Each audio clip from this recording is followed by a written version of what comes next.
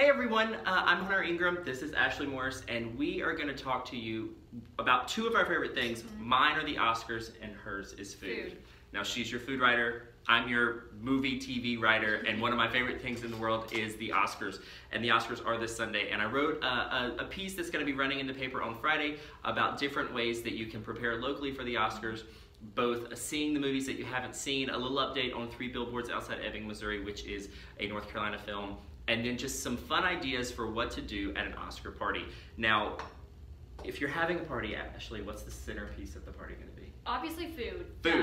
And then with the Oscars, it's kind of late at night, and it goes for a long time, so you have to have wine. You need to be well stocked. You're going to want to munch on something, so you're not going to want to have like a 4-course meal. No. So what we're going to do is we have laid out all of the Best Picture nominees, and we're going to give you a few options, a few suggestions on how to craft some simple food items around those movies based on some of the food that is in those movies. So we're going to have a little fun with it. Some themed dishes. Exactly, some themed dishes. All right, so probably the biggest one, and probably the easiest one, I'm not going to lie, is Ladybird. Ladybird is a movie about from Greta Gerwig about growing up in California. Now, that one's easy because you could do a chicken or turkey or any type of bird dish. So, Ashley, what do you say? I say, you can do something really fun at home. You can even make rotisserie chicken at home in your own oven. There's all kinds of cool things on Pinterest about how to do that. But hello, I mean, it's obviously so fun to go grab one at Costco or Harris Teeter. Super easy too. Grab that rotisserie chicken, and then put a spread around it. Put a bunch of vegetables. Put a dip. We were talking about slice it up. Who doesn't love a rotisserie chicken? Exactly. That's an easy one. Ladybird kind of goes easy on that one. Now, if you want to get fancy, like go crazy, and you love Ladybird and you want to have a fancy Oscar party, maybe everyone gets their own Cornish game hen. Wow, that is fancy. You do all the side items, everyone gets their own little one. Yeah, exactly. So Ashley was saying before this that if you have a particular movie that you just love, maybe you could craft a whole meal of things around it, but we're going to go for a few different options. So if Ladybird is your favorite and it is a great film, then you have a lot of options when it comes to meat. Go poultry. Exactly, go poultry. Now, the next one is going to be Shape of Water. Shape of Water is this aquatic love story between a woman who is mute and a fish man, the best way to describe him. And the one recurring thing, the first thing that they even bond over in the movie is hard-boiled eggs. Now, hard-boiled eggs, they also appear in another nominated movie, Call Me By Your Name. Hard-boiled eggs aren't really great for parties. Not really party friendly. No, they have an interesting smell. So we felt it might be a little easier to go with something that's more friendly for a party, which would be deviled eggs, and apparently they're good right now. Yeah, deviled eggs are having a moment right now, at least in the Port City. I've seen them pop up on a lot of spring menus. Okay. I know they're doing something cool with them at Grand Cru. I just photographed some at Waterman's Brewing where they're doing some in a sweet tea brine, and they're putting jalapeno and pimento cheese. So you can go online on our website and a lot of different other websites and find all these crazy, souped up deviled eggs. Exactly, or you can go my mom's route, which is just doing deviled eggs and sprinkling seasoning on them. Yeah, just some mayo, some paprika, just kind of go old school. Yeah, so Shape of Water, unless you were just really excited about serving hard-boiled eggs at your Oscar party, maybe deviled eggs would be good for that. So the next one, we're going to go with Phantom Thread. Now, Ashley has actually seen Phantom Thread and had some ideas about this.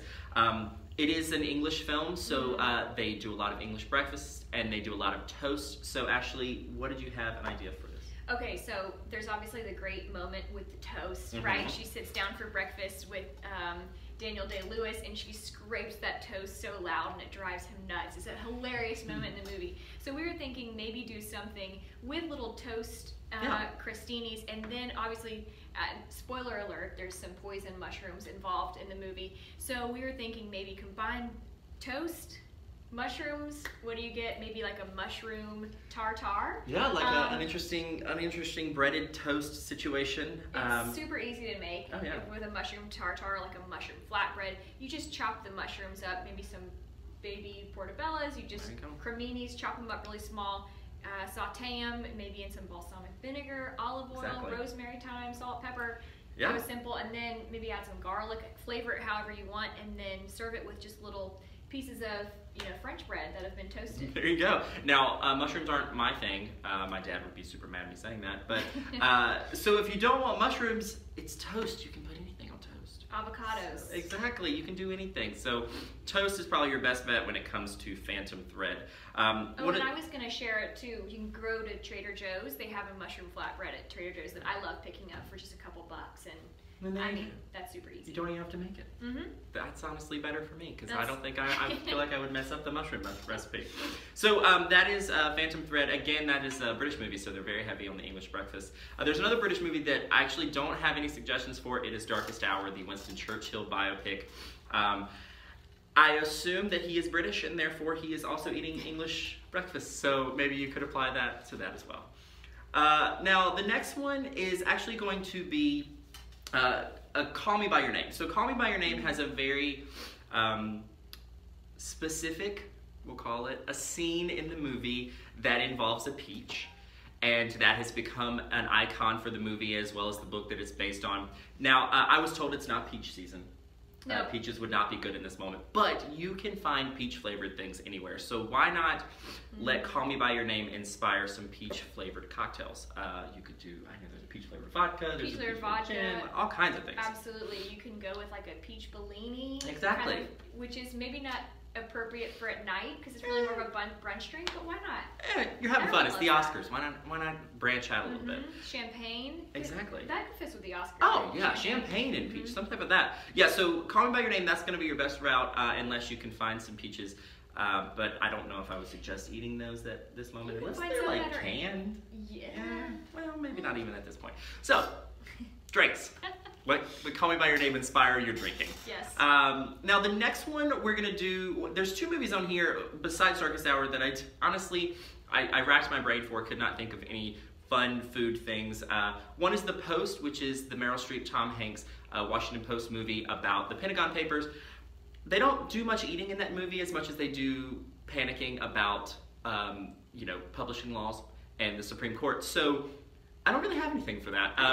You do? Okay. It's a newsroom movie. Okay. Okay, and some of my best friends in journalism always laugh that our newsroom, food of choice is pizza. Yes, you could go there. So you could not even just use the movie as inspiration, just use the subject of the movie, which is journalism. We do eat a lot of pizza in this newsroom. Yeah, pizza fuels newsrooms all across America. I think that's a great choice. Exactly. That's a good one, actually. Yeah. I like that. Also, pizza at an Oscar party. That's... who doesn't love pizza at a party? Exactly. This is the Super Bowl of movies, and you're going to have pizza at your Super Bowl party. So, all right, so The Post, we actually did have something. Ashley came to the rescue. Okay, and the other one I didn't have one for, which was Dunkirk. And the reason for that is there's a lot of trying to survive in that movie and very little eating. It's a movie of war. It is a movie of war. There is a moment where they do eat very, very momentarily, and it's just snacking, and I honestly don't even remember if they tell you much of what it is beside a sandwich or something. And then there's an explosion. So if you want to theme something to Dunkirk, it might have to be something small, maybe some bread or maybe like a general sandwich. Yeah. If you love PB&Js, I think that they were eating sandwiches in that movie, so that might be your best bet. War isn't really known for its great food. No, they were less trying to eat and more trying to survive. So. Okay, so the final movie that we have, it's actually two movies.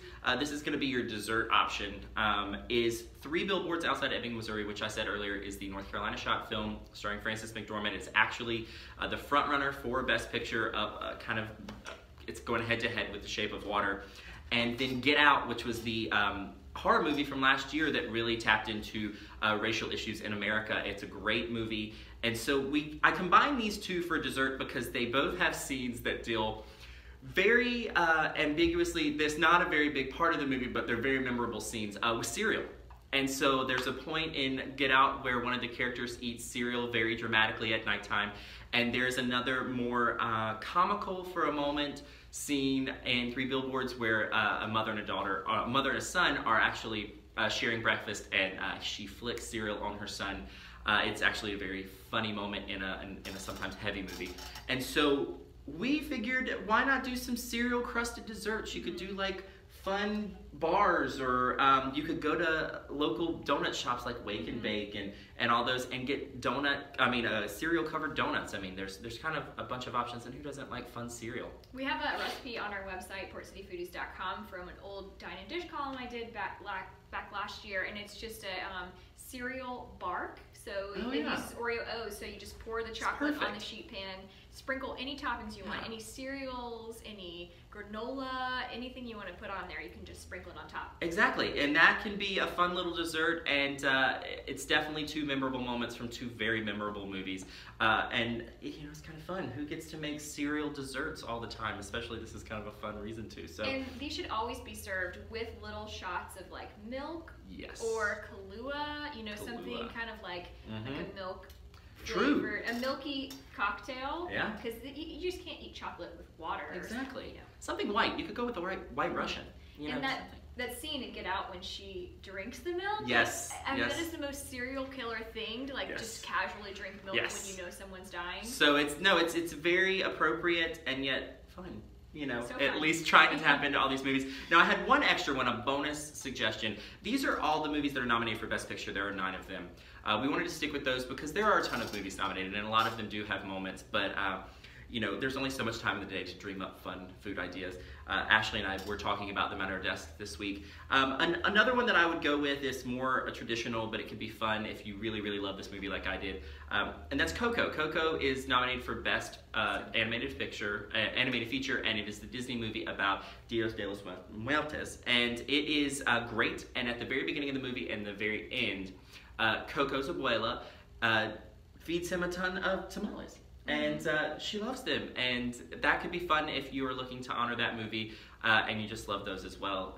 I don't know if you have any recipes for those, but I'm sure that if you love them, you could probably make them. Yeah, absolutely. You can find so many different places here in town that you can go buy them at too. So there's a lot of taquerias and places you can go pick them up. Again, most of these things can probably be bought somewhere, but what's the fun in that? Sometimes, if in a time crunch, you might need to buy some of these, but have a little fun, make some of these. Now, again, I posted something online, starnewsonline.com, about some just local tidbits for the Oscars ahead of Sunday's telecast. It's going to air at 8 p.m. on ABC.